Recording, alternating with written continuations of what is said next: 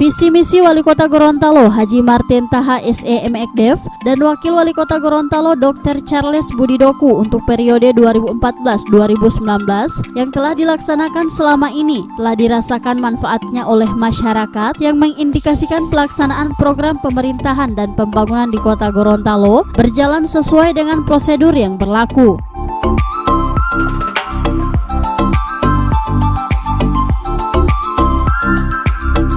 Upaya yang dicapai dalam akhir masa jabatan Wali Kota dan Wakil Wali Kota periode 2014-2019 dievaluasi oleh Inspektorat Provinsi Gorontalo dengan capaian target pelaksanaan program pemerintahan dan pembangunan dengan nilai 105% melebihi batas target.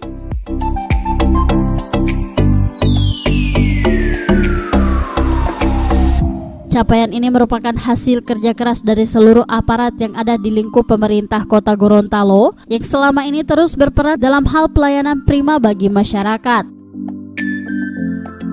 Penilaian terhadap hasil pemeriksaan kinerja akhir masa jabatan saya itu menunjukkan di atas target capaian, melebihi, bahkan mencapai 105,60%. LPPD kita, laporan penyelenggaraan pemerintahan yang dinilai melalui evaluasi kinerja penyelenggaraan pemerintahan, alhamdulillah mencapai tingkat sangat tertinggi dan terbaik, sehingga kita dinominasikan untuk bisa mendapatkan anugerah Parasamnya Karya Purna Nugraha.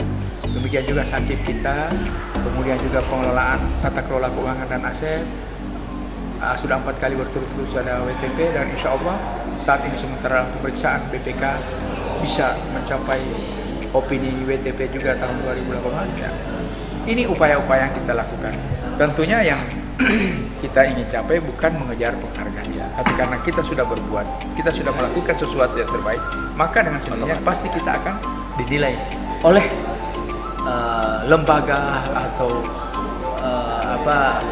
tingkat pemerintahan yang lebih tinggi dari kita terhadap kinerja yang kita lakukan.